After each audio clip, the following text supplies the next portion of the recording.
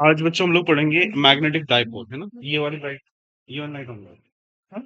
इसमें रिफ्लेक्शन ना, ये क्या है कि उधर की खिड़की खुली हुई है, तो रिफ्लेक्शन इस तरफ से आया।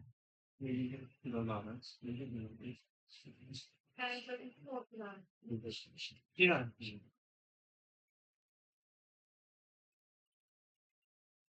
देखिए बच्चों, मैग्नेटिक डाइपोल देखिए, जिस तरह से हमने इलेक्ट्रिक डाइपोल को लिखा था ना, ऐसे ही मैग्नेटिक डाइपोल भी होता है। डाइपोल से आप समझ पाएंगे कि जिसमें दो पोल्स होते हैं ना, उसे मैग्नेटिक डाइपोल कहा जाता है। अब यहाँ पे सबसे पहले तो हम लोग बात करेंगे करंट कैरिंग लूप के बारे में, है ना?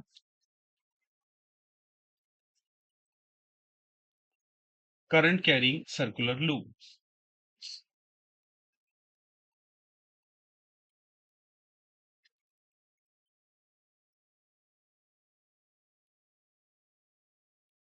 इसमें क्या होगा, अगर आप एक सर्कल में, सर्कुलर लूप में करंट फ्लो कराएं, मान लीजिए इस तरह से हम करंट फ्लो करा रहे हैं, तो ये लूप अगर आप एक साइड से देखोगे, लेफ्ट साइड से, तो करंट की डायरेक्शन कुछ और होगी, और राइट साइड से देखेंगे तो कुछ और होगी।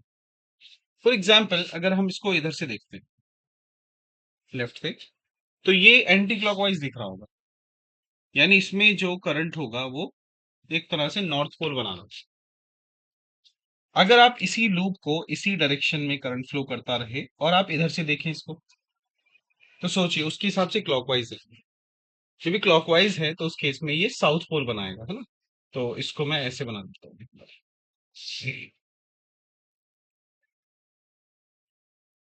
ठीक है, जब इधर से देखोगे तो ऐसे दिखेगा। तो यानी एक ही लूप है, बट इसके दो अलग अलग बिहेवियर है। तो ये करंट कैरिंग लूप एक डाइपोल कहलाता है, राइट? तो हम कह सकते हैं current carrying loop, current carrying circular loop, circular loop can be treated as a magnetic dipole, magnetic dipole। ठीक है, अब बात यह है इस डाइपोल का डाइपोल मोमेंट क्या होगा। कोई भी डाइपोल अपने मोमेंट से ही पहचाना जाता है, तो बात करते हैं इसका डाइपोल मोमेंट। तो इसका जो डाइपोल मोमेंट है एक लूप का, वो होता है इसका करंट कितना है इसके अंदर और इसका एरिया, उन दोनों का प्रोडक्ट है। तो मान लीजिए ये लूप है और इसमें इस तरह से करंट आई फ्लो कर रहा है, इसका रेडियस हमने कहा आर, तो इसका जो मैग्नेटिक डाइपोल मोमेंट आएगा, डाइपोल मोमेंट, इसको हम एम से डिनोट करते हैं। ये होता है I times area, I multiply by इसका एरिया कितना हुआ भाई, pi R square. So M equals to I A या आई पाई आर स्क्वायर। ये सर्कुलर लूप के लिए हुआ। अगर लूप सर्कुलर नहीं है, किसी और शेप का है, तो उसका area, if loop, if the loop is not circular, is not circular, then magnetic dipole, magnetic dipole, ये सिर्फ होगा उस केस में m equals to I times area. अब वो एरिया चाहे जैसा हो, चाहे वो रेक्टेंगल हो, चाहे वो स्क्वायर हो, कोई भी शेप हो, ट्राइंगल भी हो सकती है, तो m equals to I times area. इसका यूनिट क्या होगा भाई, एम्पियर मीटर स्क्वायर, और डायमेंशन ए कितना हुआ, ए, और ये L square, so it is A L square. चलिए नोट कर लीजिए।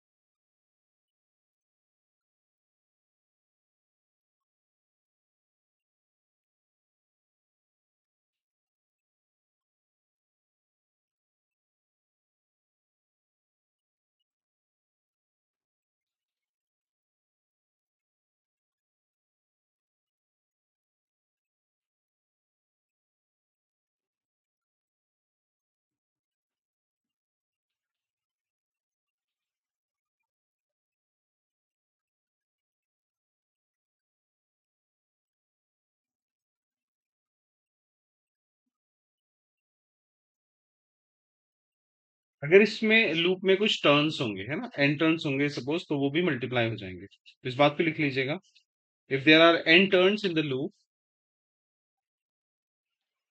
if there are n turns in the loop, then dipole moment equals to NIA.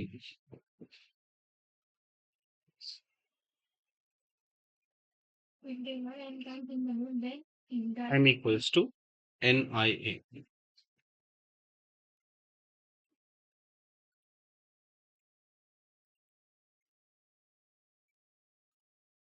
अब जिस तरह से हमने करंट को, जब वो घूम रहा है किसी सर्कल में, लूप दे दिया, तो क्या हम इलेक्ट्रॉन के लिए भी मैग्नेटिक डायपोल निकाल सकते हैं?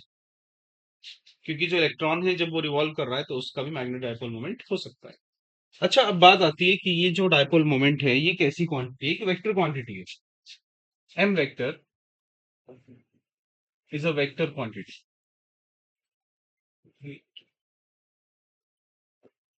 तो इसकी जो डायरेक्शन है ना, m इक्वल्स टू, वो प्लस माइनस एन आई ए के बराबर हो सकती है।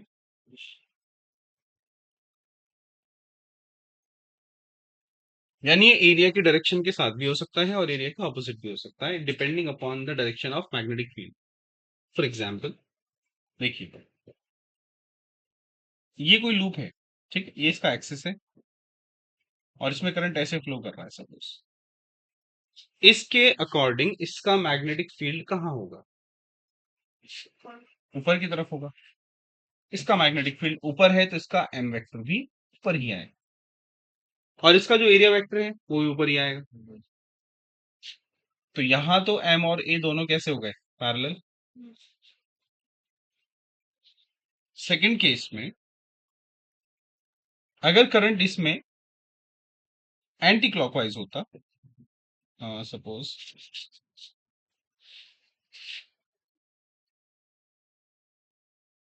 इस तरह से, ठीक है, तो अभी इसकी मैग्नेटिक फील्ड कहाँ होगी? नीचे। तो एम वेक्टर नीचे हुआ, एरिया ऊपर हुआ, तो यहां पे क्या हो जाएगा? Vector M is anti parallel to A, anti parallel to A. Okay, इसके अलावा मैं एक एग्जांपल लेता हूं। सपोज करें हमारे पास एक लूप है इस तरह से, इसमें ऐसे करंट फ्लो कर रहा है, इसकी साइड है ए, स्क्वायर लूप है और करंट है इसमें आई।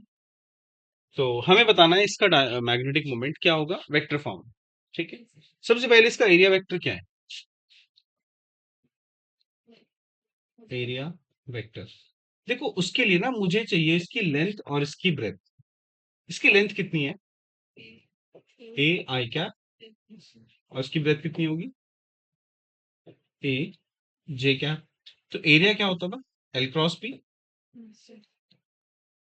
सो it is A I cap cross A J cap, that is A square I cross J. What is I cross J? K. So it is A square K cap. This is your vector A. इसके अलावा हमें चाहिए क्या? इसका current कितना है? I. तो dipole moment क्या हो जाएगा? Dipole moment, this will be M equals to I times area, right? So I तो I है, ओके, एरिया कितना हुआ? A square K cap. तो यहाँ पे जिस डायरेक्शन में एरिया था ना, उसी डायरेक्शन में मैग्नेटिक फील्ड भी आ गई, राइट। तो ध्यान देने की जरूरत है कि आप इसको जब भी सॉल्व करें मैग्नेटिक फील्ड के टर्म्स में एम को, तो पहले उसकी दिशा देख लीजिए क्या है, मैग्नेटिक फील्ड की दिशा क्या है, उसके बाद इसका मैग्नेटिक मोमेंट क्या है। चलिए नोट कर लीजिए इसको।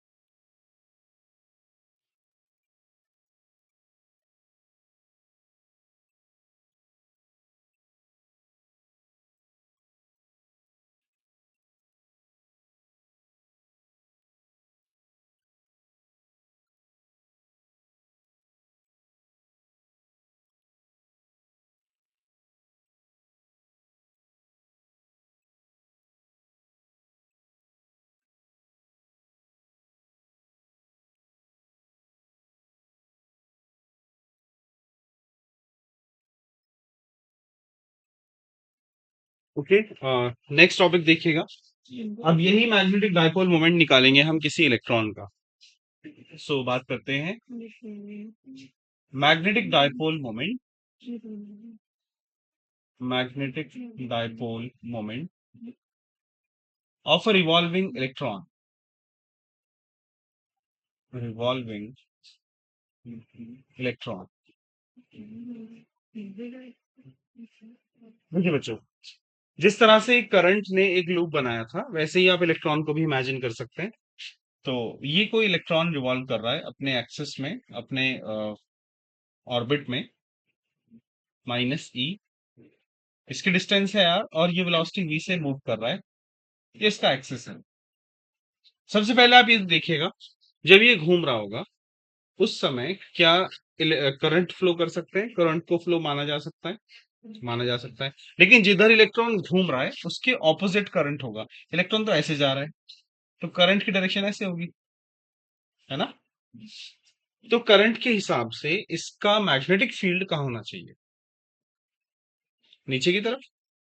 यानी इसका जो मैग्नेटिक मोमेंट है वो भी नीचे होना चाहिए, राइट? देखिए, सबसे पहले हम बात करते हैं इसमें करंट कितना है। Current constituted by electron, current constituted by electron कितना होगा भाई? I equals to Q upon T। एक चक्कर लगाने में कितना समय लगेगा? 2 पाई r अपॉन V। तो यानी जो करंट इसके अंदर आया है this is EV upon 2 pi r। Okay, इसके अलावा इसका डाइपोल मोमेंट क्या होना चाहिए? Dipole moment, it should be M equals to I times area. So I is EV upon 2 pi r multiplied by what is the area of this loop? It is pi r square. Pi gets cancelled out, r gets cancelled out. So it is EVR upon 2. ये आया magnetic dipole moment M। Okay, अच्छा, जब ये घूम रहा होगा तो obviously एक पार्टिकल घूम रहा है, तो उसके पास अपना एंगुलर मोमेंटम भी है। इसका एंगुलर मोमेंटम क्या होगा? एंगुलर मोमेंटम ऑफ इलेक्ट्रॉन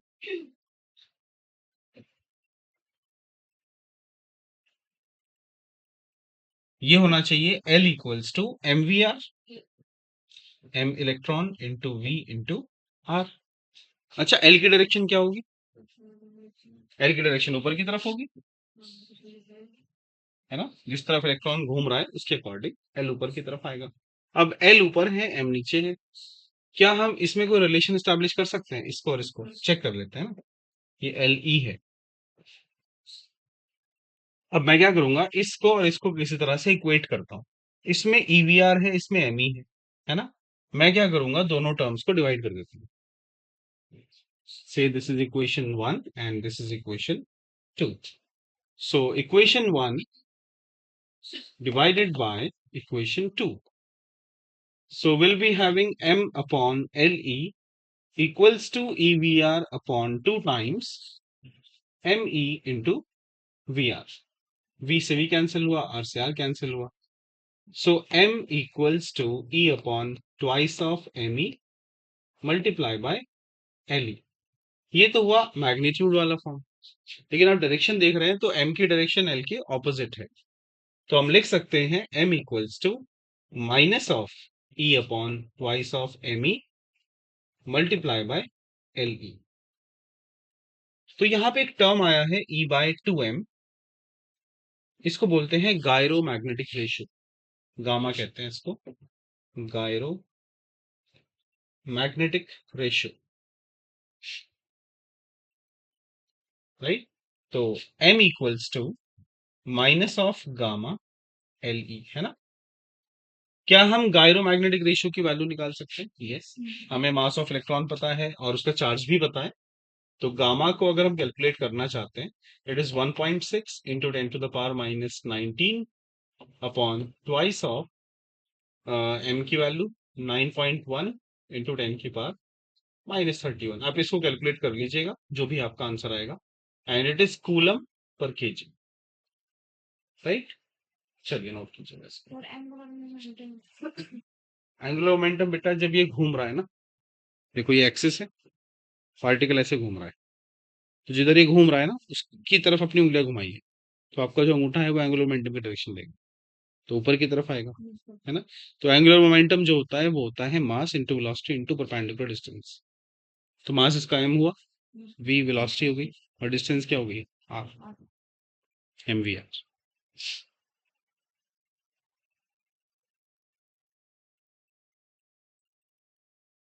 इसकी वैल्यू भी निकाल लीजिएगा साथ साथ।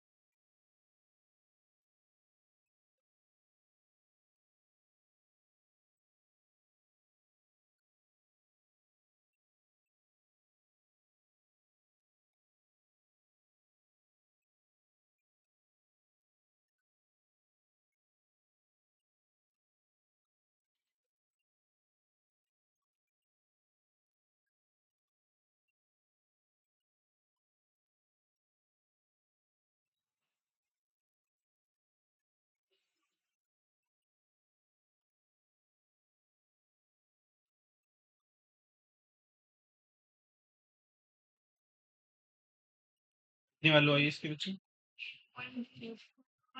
ठीक है, 8.8 इंटू 10 की पावर 10 कूलम पर केजी। ठीक है,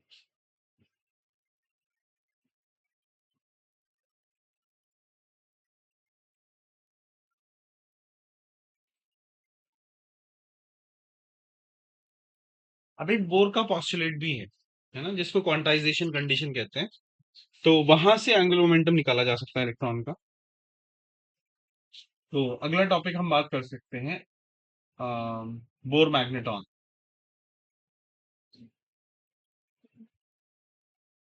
देखिए, अभी हमने पढ़ा कि जो इलेक्ट्रॉन था उसका मैग्नेटिक मोमेंट कितना था, मैग्नेटिक डायपोल मोमेंट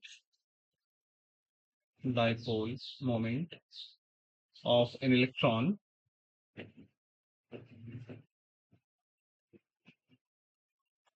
ये हमने पढ़ा है m equals to minus of e upon twice of M E multiply by vector L E, equation number 1। जो L था, so from Bohr's quantization condition, from Bohr's quantization condition क्या होगा?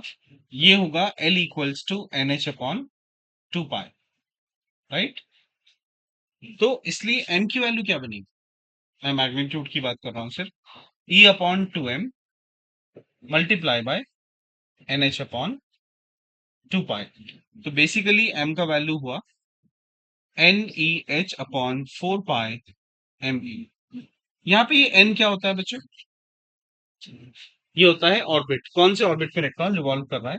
सो n equals 1 2 3 so on. अगर हम बात कर लेते हैं फॉर फर्स्ट स्टेशनरी ऑर्बिट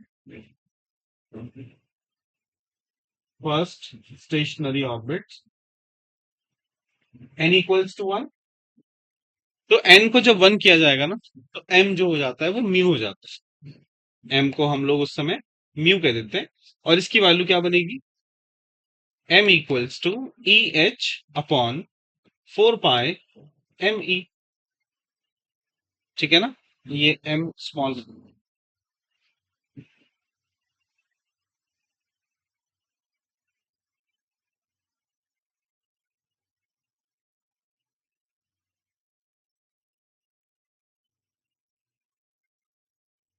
तो ये सारे ही नंबर कांस्टेंट हो गए, है ना? E constant, H constant, pi constant, और मास ऑफ इलेक्ट्रॉन भी कांस्टेंट। तो अगर हम इन सब की वैल्यूज रखते हैं, लाइक ई की वैल्यू 1.6 10⁻⁻19, एच कितना हुआ? 6.6 10⁻⁻34 अपॉन 4 एज इट इज। इसको लिख लेते हैं 22/7। और m की वैल्यू 9.1 10⁻⁻31। तो ये सारी वैल्यूज कैलकुलेट करके आता है 9.27 इंटू 10⁻⁻24। और इसका यूनिट क्या था बच्चों? Ampere metre square. ये आपका म्यू हो जाएगा। ये जो वैल्यू आई है इसको बोर मैग्नेटॉन कहते हैं। ठीक है? So this value of magnetic moment is called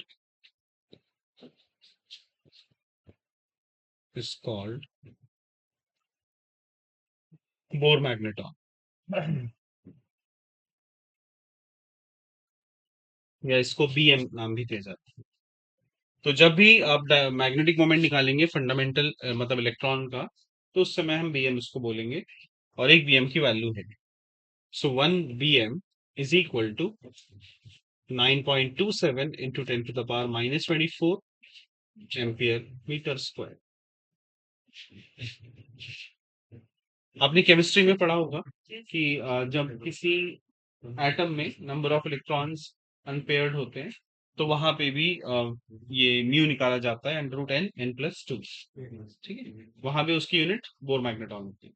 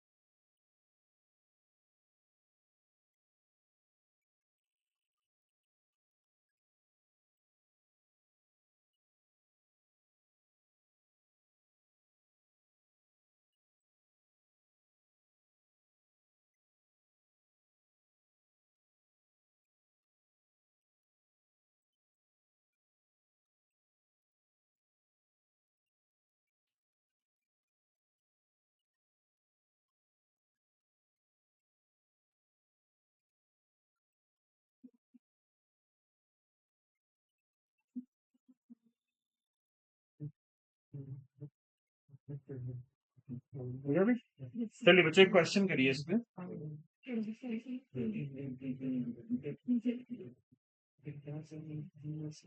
question है, the electron in a hydrogen orbit, in a hydrogen atom, moves with a speed of 2.2 times 10 to the power 6 meter per second in an orbit of radius 5.3 into 10 to the power minus 11 centimeter. Find its magnetic moment. Find its magnetic moment. ये कीजिएगा।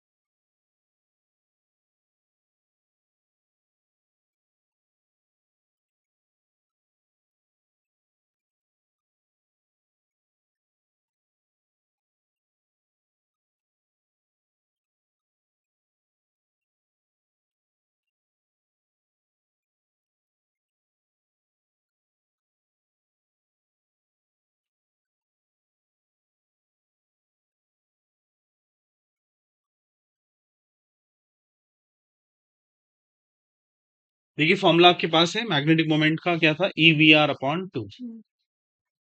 तो सारी values रखिए और देखिए क्या आता है।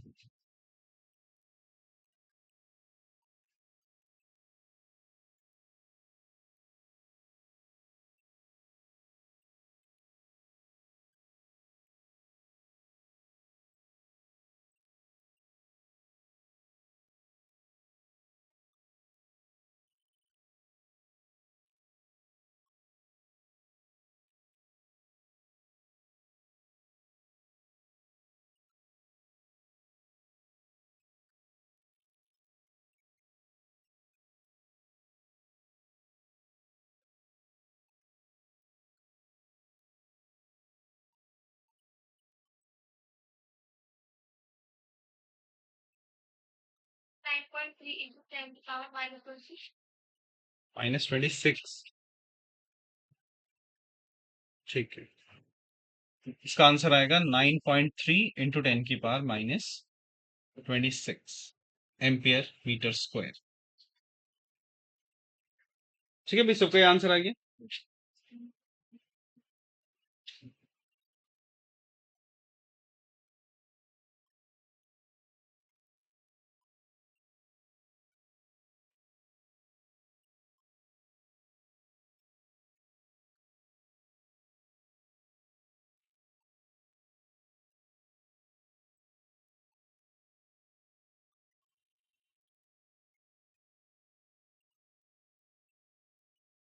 आ गया आंसर? चलिए इसके बाद आगे चलते हैं। अम, इसके बाद बात करते हैं बच्चों बार मैग्नेट। बार मैग्नेट, देखिए बार मैग्नेट क्या है। ये एक नेचुरल मैग्नेट है जिसके अंदर अपनी खुद की मैग्नेटिक प्रॉपर्टीज हैं। तो ये एक बार मैग्नेट है सपोज। बार मैग्नेट के लिए इसकी लंबाई को हम लोग 12 मान लेते हैं। बल्कि पहले तो आप इसमें कुछ और टर्म्स समझिए। इसमें दो पोल्स होते हैं ना, नॉर्थ पोल और साउथ पोल। इसकी जो टोटल लंबाई है उसको बोलते हैं LG, इसकी ज्योग्राफिक लेंथ, राइट।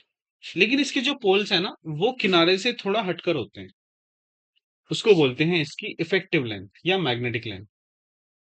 सो जो LG है ना, this is the actual length, actual length या इसको हम ज्योग्राफिक लेंथ भी कहते हैं।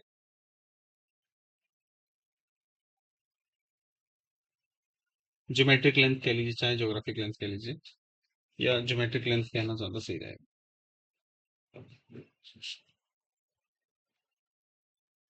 ज्योमेट्रिक लेंथ, और जो एल ई है, this is the distance between its poles, distance between the poles.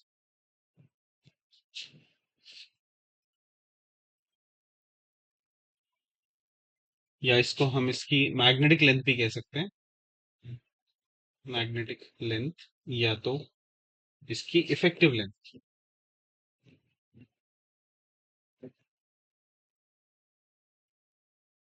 ठीक है, तो एल ई और एल जी में इतना फर्क होता है कि एल ई जो होगा वो एल जी से कुछ छोटा होता है, राइट। इसकी वैल्यू होती है लगभग L E equals to 5/6 times of L G, ये 5/6 होता है टोटल का।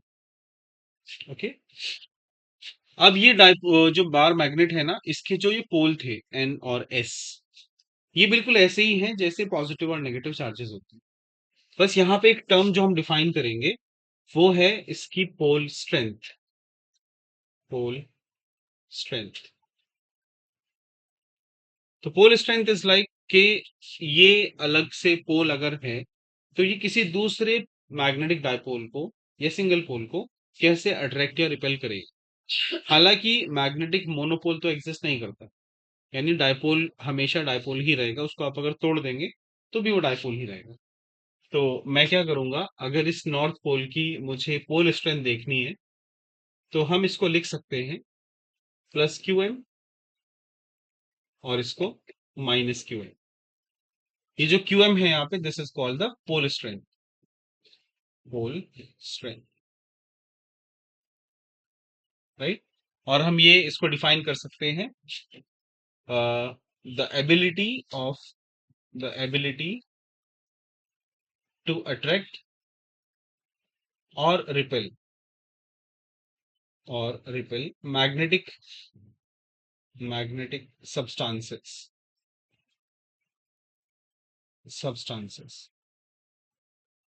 ठीक है। अब ये जो QM है, इसका यूनिट और इसकी डायमेंशन क्या होगी, उसके लिए हम लोग डिफाइन करते हैं वापस से मैग्नेटिक डायपोल को। तो जो M होता था ना, मैग्नेटिक डायपोल मोमेंट, जिसको हम IA कहते थे किसी बार मैग्नेट के लिए, वो होता है QM मल्टीप्लाई बाय इसकी लंबाई विच इज 2L। मैं लंबाई को 2L कह रहा हूँ, ठीक है, और ये लंबाई LE है, LG नहीं। तो this is what, twice of QM into L। ये मैग्नेटिक डायपोल मोमेंट है। यहाँ से QM की वैल्यू क्या आएगी, M/2L।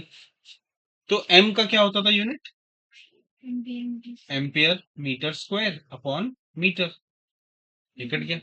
तो QM का जो यूनिट बना वो बना एम्पियर मीटर, और डायमेंशन क्या बनेगी इसकी, AS।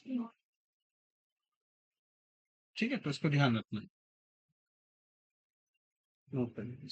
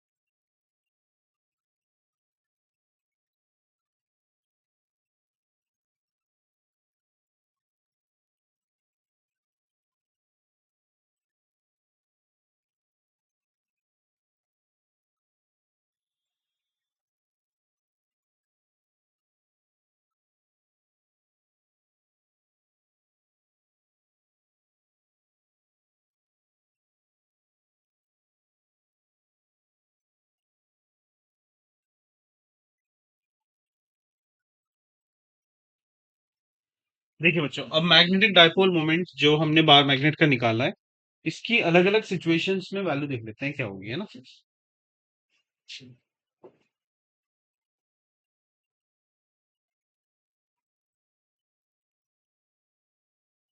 मैग्नेटिक डायपोल मोमेंट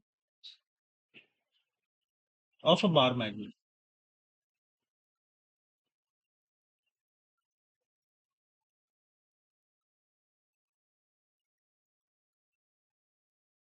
देखिए पहला केस तो ये है कि जब एक डायपोल है, सिंगल डायपोल, इसकी स्ट्रेंथ है प्लस क्यू एम और इसकी स्ट्रेंथ है माइनस क्यू एम और इसके बीच का डिस्टेंस है टू एल। तो इसका डायपोल मोमेंट होता था m equals to Q M times two L, या m equals to two Q M into L, है ना। अच्छा, इसकी डायरेक्शन होती है s से n पोल, है ना, ये m की direction from s to n। ठीक है, साउथ से नॉर्थ पोल की तरफ इसकी डायरेक्शन होती है। क्या होगा अगर हम इसको कट करते हैं? मान लीजिए डायपोल को हमने कट कर दिया बीच में से। देखिए, मैंने इसको यहां से कट किया, ये लंबाई थी एल, ये प्लस क्यू एम, ये माइनस क्यू एम, है ना। इसको हमने ट्रांसवर्सली कट किया, तो ये दो बन गए, है ना, ऐसे बन गए। ये एन पोल था, ये एस पोल था, तो अपने आप से ना यहाँ पे एन बन जाएगा और यहाँ पे एस बन जाएगा, इसकी लंबाई एल हो जाएगी एक हिस्से की। पोल स्ट्रेंथ पे फर्क नहीं पड़ेगा, ये प्लस क्यू एम और ये माइनस क्यू एम। बताइए अब इसका डायपोल मोमेंट क्या है? एम डैश कह रहा हूं मैं, ये आ जाएगा Q M times L, so it is Q M into L, ये आपका एम डैश हुआ, राइट। और हम एम जानते हैं, पुराना वाला कितना था, टू क्यू एम एल। तो क्या हम इसको लिख सकते हैं M dash equals to M upon two? यानी अगर हमने इसको बीच में से कट किया तो इसका डाइपोल मोमेंट हाफ हो गया, है ना। ऐसे ही अगर हम इसको लेंथ के लॉन्ग कट करें तो, यानी ऐसे कट कर देता हूं मैं, एस पोल ये N pole, minus Q M ये प्लस क्यू एम, मैंने कट किया यहां से, ये लंबाई थी टू एम। अब सोचिएगा, ये कुछ इस तरह की शेप बन जाएगी।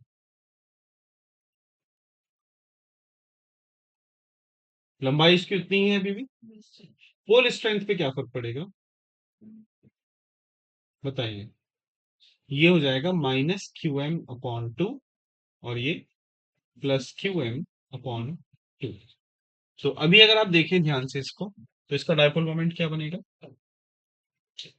Q M by two multiply by two L, two से टू कट जाएगा, so it is Q M L, और ये कितना है भाई, this is M upon two. तो बेसिकली इस केस में भी डायपोल मोमेंट आधा होगा। अच्छा, तीसरा केस देखिएगा, चौथा केस, अगर हम किसी डायपोल को इस तरह से बैंड कर देते हैं, मैंने इसको बैंड कर दिया है ना, तो ये हमारा नॉर्थ पोल है, सपोज ये साउथ पोल है, ठीक है। तो लंबाई मान लीजिए ये एल है और यहाँ पे ये भी एल है, तो हमारे पास जो इफेक्टिव लेंथ आती है ना, वो पोल्स के बीच की दूरी होती है। सो ये वाली दूरी कितनी होगी यहाँ से, ये होगी एल अंडर रूट टू, ये माइनस क्यू एम और ये प्लस क्यू एम। तो इस केस में डायपोल मोमेंट आना चाहिए M dash equals to Q M multiply by L root two. तो क्यू एम इंटू एल कितना था, M by two, so it is M by two multiply by root two, so it'll be M upon root two, ये आपका M dash है, M by root two. Okay. On the other hand अगर हम इसको एक semi circle में convert कर देते, मान लीजिए ऐसे, ये एस पोल और ये एन पोल, से this is minus Q M, ये प्लस क्यू एम, इसकी जो लंबाई थी वो थी टू एल, है ना, ऐसे लिख दिया मैंने इसको टू एल, क्योंकि ये सेमी सर्कल है तो इसके पास रेडियस होगा। मैं कह रहा हूं कि इसका जो रेडियस है वो सपोज क्या है, आर, तो इसकी जो टोटल लंबाई थी 12 वो किस में कन्वर्ट हुई है? पाई आर में। तो यहाँ पर जो पाई आर है वो 12 के बराबर है। तो आर कितना हुआ? 12 upon pi. So in this case S और एन के बीच की दूरी क्या हो गई? 2 आर। तो इसका डायपोल मोमेंट क्या होगा? m equals to Q M multiply by 2r। So it is 2 qm multiply by r। r की वैल्यू कितनी थी? 12 अपॉन पाई। तो अगर हम इसको ऐसे लिख लें, twice of 2 qml upon pi, ये टर्म कितना हुआ? 2 qm m। So will be 2m upon pi, है ना? तो बेसिकली ये जो 2 अपॉन पाई टर्म है ना, इसकी वैल्यू कितनी होती है? 2 अपॉन पाई की 0.707। तो m डैश कितना हुआ? 0.707 ऑफ m। ये m से ज्यादा है या कम है? कम है। इसका मतलब इस शेप में आने से डायपोल मोमेंट बदलेगी।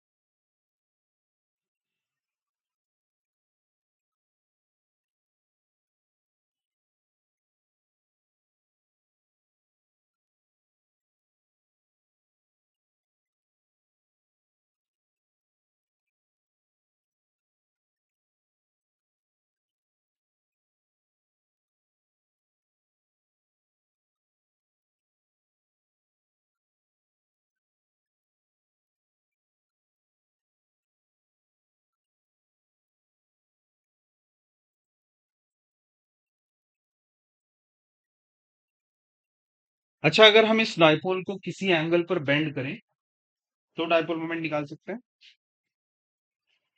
ये क्वेश्चन।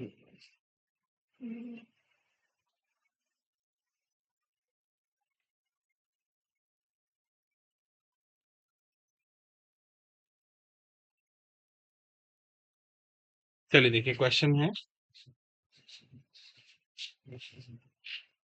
ये एक बार मैग्नेट है जिसका ये एस पोल है, ये एन पोल है, ये माइनस क्यू एम, ये प्लस क्यू एम, और इसकी लंबाई है 2L। इसको बेंड कर दिया जाता है इस तरह से, जिसमें ये हिस्सा है L/3 और ये हिस्सा है 2L/3, और यहाँ पे जो एंगल है वो 30 डिग्री का है। ये एस पोल, ये एन पोल, इसका डायपोल मोमेंट।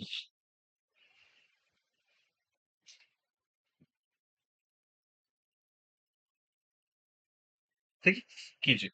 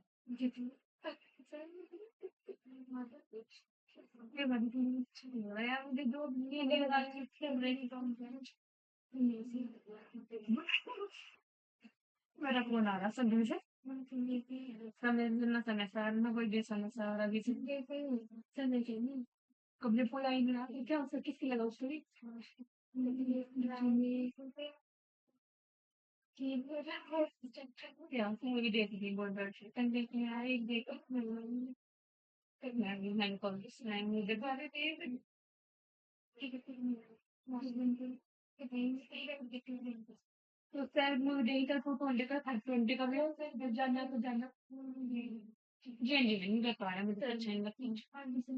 आर बढ़िया है।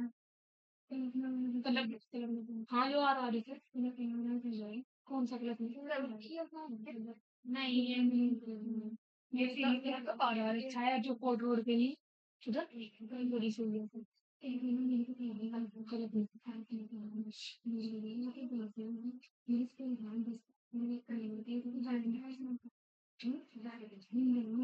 हम जाएंगे मैं नहीं जाऊंगी हम लोग नहीं हमारी चला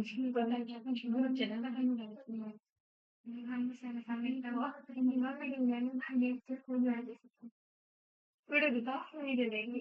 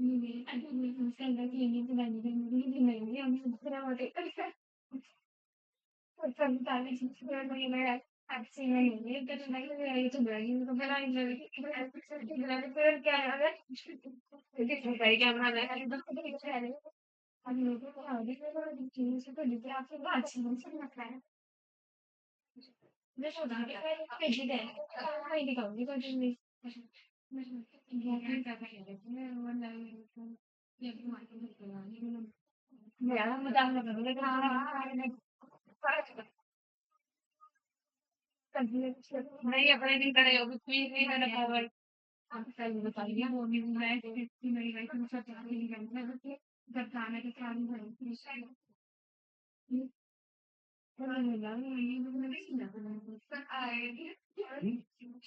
शुरुआत में लगा दिया मैं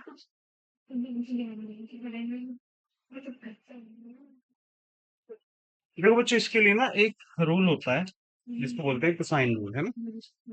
देखो इधर मैं लिख देता हूँ।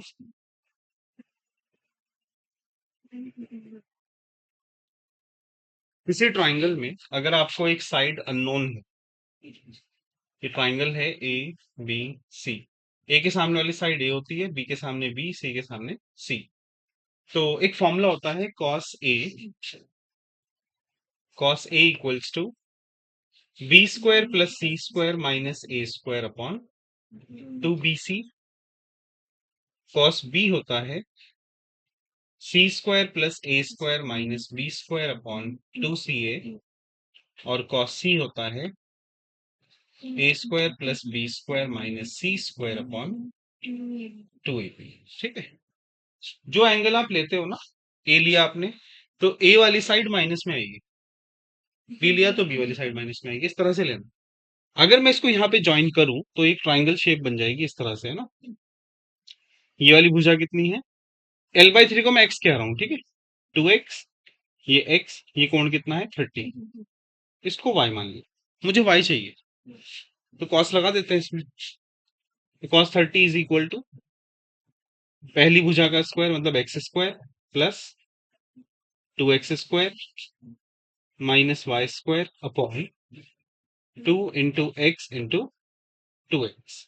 cos 30 की वैल्यू √3/2 is equal to X square plus 4x square minus y square upon 4x square. ये कट जाएगा, क्रॉस मल्टीप्लाई कर देते हैं। So 2√3x square is equal to 5x square minus y square.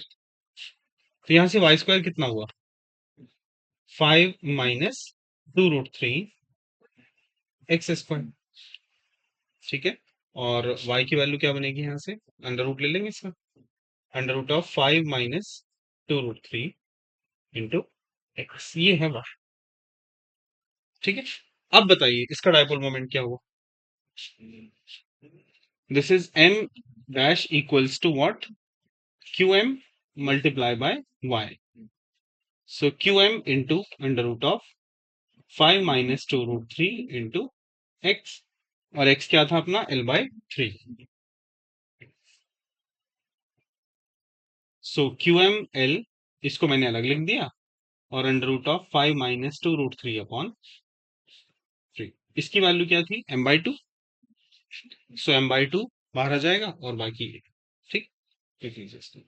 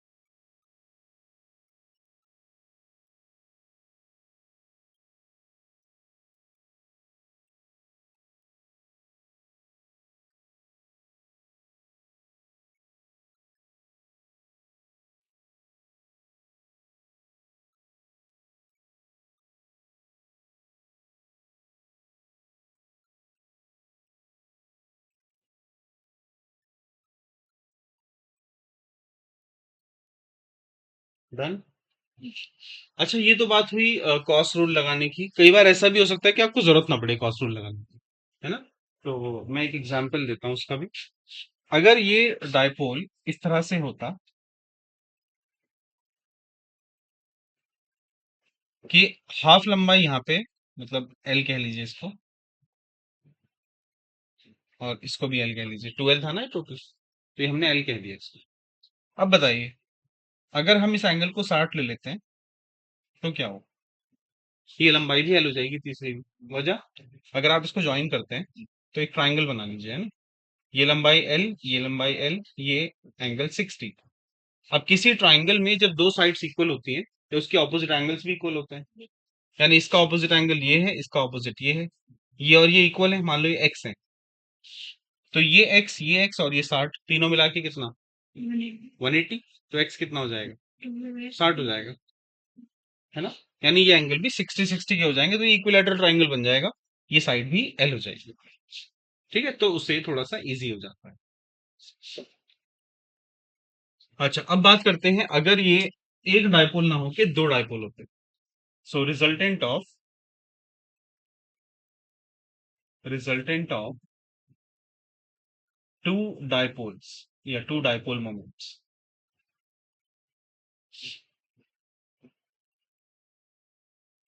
देखिए उस केस में क्या होगा। मान लीजिए ऐसे एक डायपोल रखा हुआ है, एक डायपोल ऐसे रखा हुआ है, ठीक है? यहाँ पे एस पोल है, यहाँ पे एन पोल है, यहाँ पे एन है, ठीक है? तो प्लस क्यू एम, यहाँ पे माइनस क्यू एम है, बल्कि -2 QM, यहाँ पे प्लस क्यू एम, और यहाँ पे भी प्लस क्यू एम। इसका डायपोल मोमेंट इस तरफ होगा, से दिस इज m1, और इसका डायपोल मोमेंट इस तरफ होगा, m2। हमें क्या करना है? दोनों का रिजल्टेंट फाइंड करना है, और इसका जो बीच का एंगल है सपोज वो थीटा है। तो जाहिर है कि इसका जो रिजल्टेंट आएगा वो बीच में से कहीं आएगा। सो रिजल्टेंट डायपोल मोमेंट वो होना चाहिए m equals under root of m1 square plus m2 square plus 2m1 m2 cos theta. ये तो आएगा, हमने फॉर्मूला पढ़ा भी है, राइट। और इसकी डायरेक्शन क्या आएगी? मान लीजिए एंगल फाइ है, इसकी डायरेक्शन जो आएगी वो आएगी tan phi equals to m2 sine theta, या जो ऊपर वाला है विच इज m1, यहाँ पे वो m1 है, m1 sine theta upon m2 plus m1 cos theta. ये इसकी डायरेक्शन है। अच्छा, मान लीजिए इसमें एक केस ऐसा भी आ जाता है कि एक डायपोल यहाँ रखा हुआ है और एक डायपोल इसके ऊपर रखा हुआ है, ये एस एन एस एन। इसका डायपोल मोमेंट इस तरफ से m1, इसका डायपोल मोमेंट इस तरफ m2, ठीक है। तो रिजल्टेंट कहाँ आएगा? अभी बीच में से जाएगा, इसको मैं यहाँ बना रहा हूँ, ये m2 हुआ, ये m1 हुआ, और ये रिजल्टेंट हुआ वेक्टर m। तो जो m होगा वो क्या होना चाहिए? Under root of m1 square plus m2 square, क्योंकि एंगल दोनों के बीच में 90 है। तो ये रिजल्टेंट डायपोल मोमेंट बच जाता है। तो कैसी भी सिचुएशन आ जाए, बस आपको चेक कर लेना है कि ये किस सिचुएशन में रखा हुआ है, नोट कर लीजिए।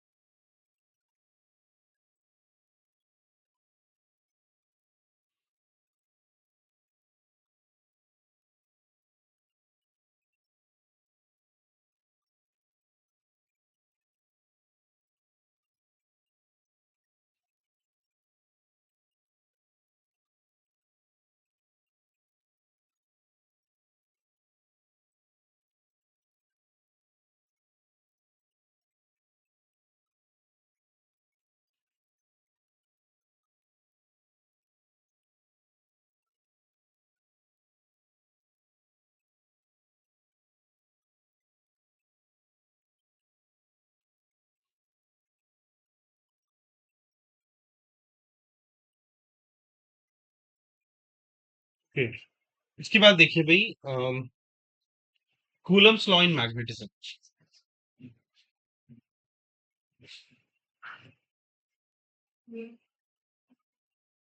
कूलम्स लॉ इन मैग्नेटिज्म, देखिए जिस तरह से चार्जेस के बीच में फोर्स ऑफ अट्रैक्शन या रिपल्शन है ना, ऐसे ही पोल्स के बीच में भी होता है, लेकिन पोल्स में हमेशा दो ही होंगे, एक सिंगल पोल कभी नहीं होगा। तो यहाँ पे कल्पना की गई, एक हाइपोथेसिस लिया गया कि the force of attraction, the force of attraction और repulsion,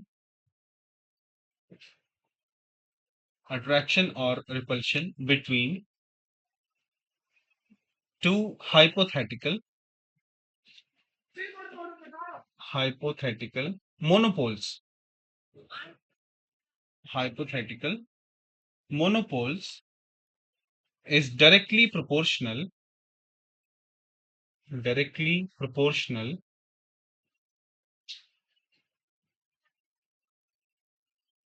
to the magnitude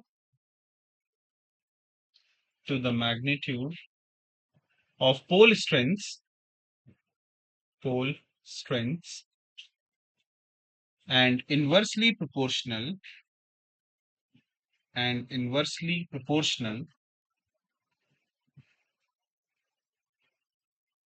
to the square of the distance between them of the distance between them। तो ये कूलम्स लॉ है। हालांकि ये हाइपोथेटिकल है क्योंकि मोनोपोल एग्जिस्ट करते नहीं है, लेकिन ये माना जा सकता है, इन्होंने मान लिया इसको। तो मान लीजिए एक पोल ये है से M1 और एक पोल ये है M2 और इनके बीच की दूरी है सपोज R। तो ये जो पोल्स हैं इनके बीच का जो फोर्स होगा that is Fm proportional to M1 M2 upon R square. ठीक है, सही खुद ही हो जाएगा। तो M1 M2 upon R square. यहाँ से Fm की वैल्यू कितनी हुई? Mu naught upon 4 pi M1 M2 upon R square. ठीक है। अच्छा, एक चीज और, जब भी हम डिफाइन करते हैं ना पॉजिटिव और नेगेटिव होना, वो यहाँ पे नॉर्थ पोल और साउथ पोल से डिफाइन किया जाएगा। नॉर्थ पोल जो होगा ना, इसको लिया जाएगा प्लस क्यू एम और साउथ पोल को माइनस क्यू एम की तरह। मतलब ये पॉजिटिव चार्ज और ये नेगेटिव चार्ज। ओके। अच्छा, यहाँ पे ये जो म्यू नॉट अपॉन 4 पाई है, इसकी वैल्यू आप जानते ही है, दिस इज 10⁻⁻⁷ न्यूटन पर एम्पियर स्क्वायर। अच्छा, यहां से हम ये भी डिफाइन कर सकते हैं कि मैग्नेटिक फील्ड क्या होती है किसी मोनोपोल की वजह से। So magnetic field due to a monopole, a hypothetical monopole.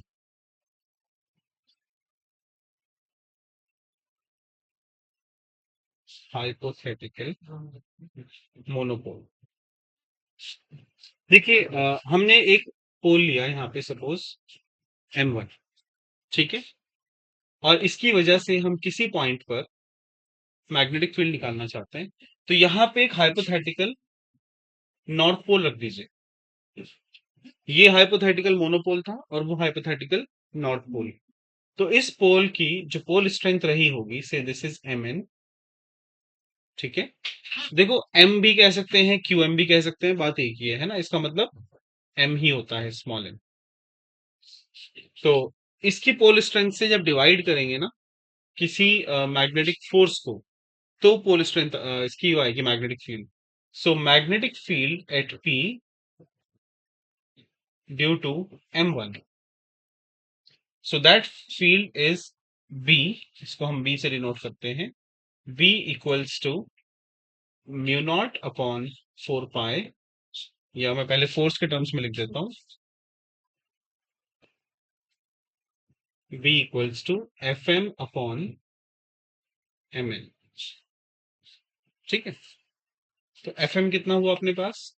Mu naught upon 4 pi M1 Mn upon R square, ये डिस्टेंस R है, और साथ में कितना Mn से Mn कैंसिल हुआ, तो B का फॉर्मूला क्या बना? म्यू नॉट अपॉन 4 पाई M अपॉन R स्क्वायर। तो आप ये रिजल्ट भी याद रख सकते हैं कि जो पोल स्ट्रेंथ होगी उसके अकॉर्डिंग किसी पॉइंट पर मैग्नेटिक फील्ड का फॉर्मूला ये होता है that B equals to mu naught upon 4 pi QM upon R square. ठीक, चलिए नोट करते हैं।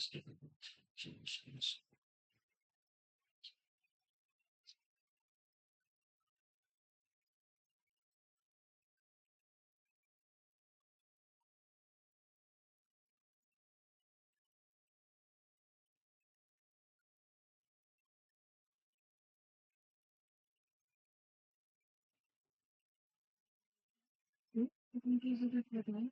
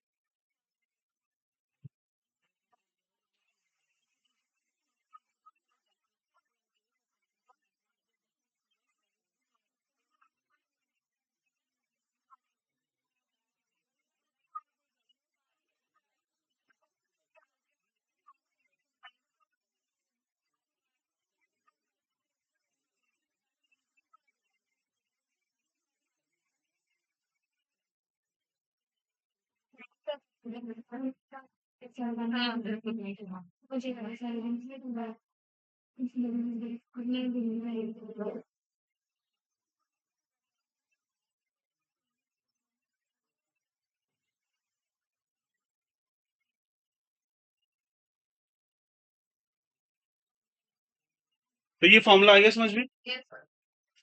अब इसकी वजह से हम लोग किसी डायपोल की मैग्नेटिक फील्ड निकाल सकते हैं ना।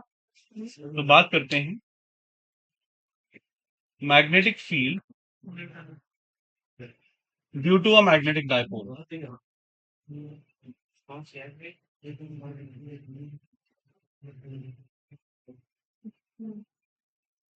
देखिए बच्चों, ये बिल्कुल ऐसा है जैसा हमने इलेक्ट्रिक डायपोल की वजह से फील्ड निकाला था।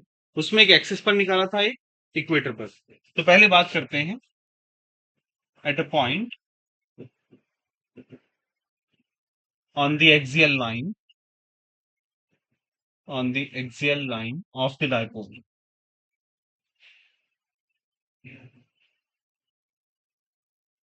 देखिए बेटा,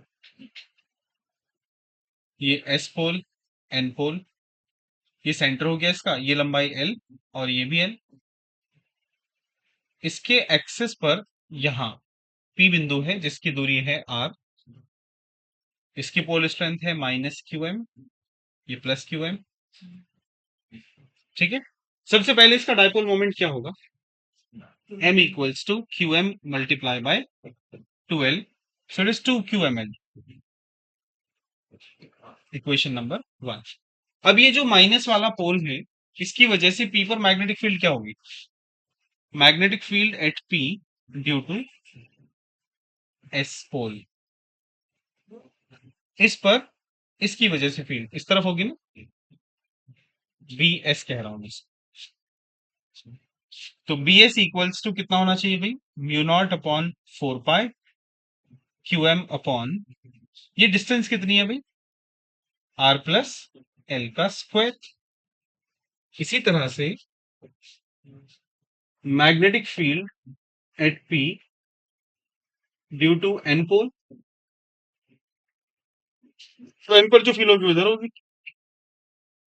तो इसके लिए क्या बनेगी भाई field, B N equals to mu naught upon 4 pi Q M upon, इसकी डिस्टेंस कितनी है, आर माइनस एल। ठीक है। तो पी पर जो नेट फील्ड आएगी वो क्या आएगी, net field at P, so that B equals to B N minus B X, क्योंकि बी एन की वैल्यू ज्यादा होगी, वो पास था। तो B N is mu naught upon 4 pi Q M upon R minus L का whole square minus mu naught upon 4 pi Q M upon R plus L का होल स्क्वायर। राइट, क्या कॉमन है दोनों में, म्यू नॉट QM अपॉन 4 पाई 1 upon R minus L का square minus 1 upon R plus L का whole square. और इसको simplify कर लेते हैं। म्यू नॉट QM अपॉन 4 पाई, इसका एलसीएम ले लीजिए, R plus L square minus R minus L square upon ये R माइनस L और R प्लस L बनेगा R square minus L square का होल स्क्वायर। इसको जब ओपन करेंगे so mu naught upon 4 pi into QM, और ये वाला टर्म ए स्क्वायर माइनस बी स्क्वायर, एक बार इनको जोड़ देंगे, एक बार इनको घटा देंगे। जब इनको जोड़ेंगे आप तो एल से एल कट जाएगा, कितना बचेगा 2R, और जब आप इनको घटाएंगे तो बनेगा 2L upon R square minus L square का होल स्क्वायर। अच्छा, फर्दर मैं इसको लिख देता हूँ, Q not upon 4 pi into 2QML, ये तो मैंने अलग कर दिया, into 2R upon R square minus L square का होल स्क्वायर। ये 2QML क्या होता था, M, capital M। So mu naught upon 4 पाई 2MR upon R square minus L square का होल स्क्वायर। ये आ गई आपकी मैग्नेटिक फील्ड एक्सेस पर। अब जनरली क्या होता है कि जो L होता है ना वो R से बहुत छोटा होता है। L square is very very lesser than R square, तो इसको हम छोड़ सकते हैं। तो B क्या बना उस केस में, म्यू नॉट अपॉन 4 पाई 2M अपॉन R की पावर 3, है ना, क्योंकि R होएगा ऊपर और R की पावर 4 नीचे, एक पावर कट जाएगा। ठीक, चलिए ये नोट कर लीजिएगा, एक्सेस पर आप लोग निकालने की कोशिश करिएगा, ठीक है।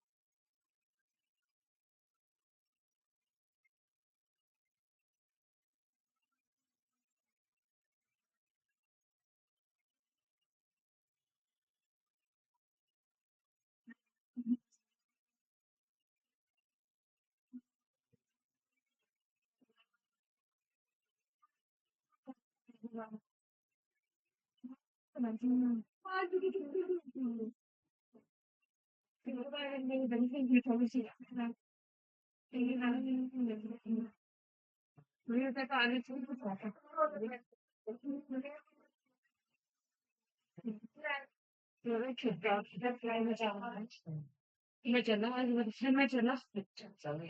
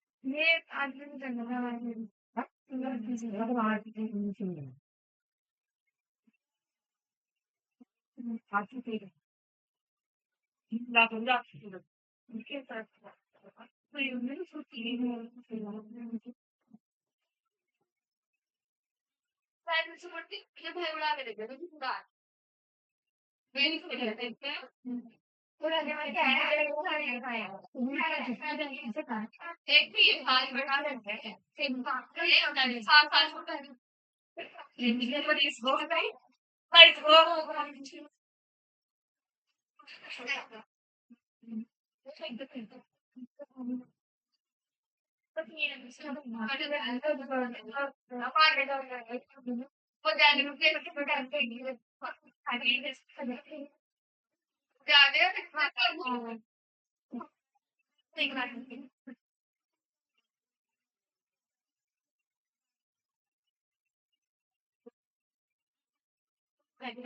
जिनको कभी कभी होता है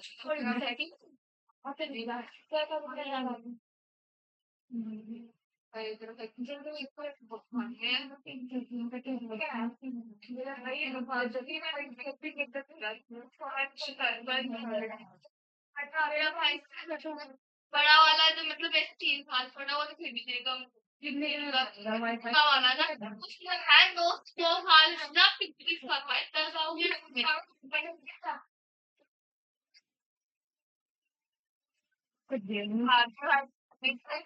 हर बहुत सी ड्रीम है ये देखो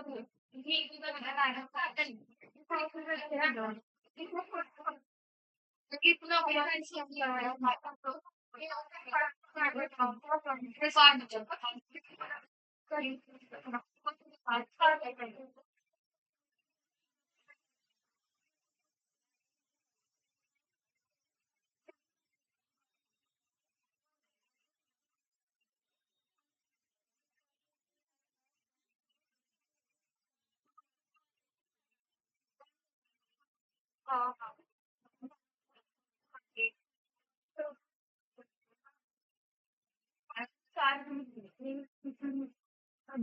So take it and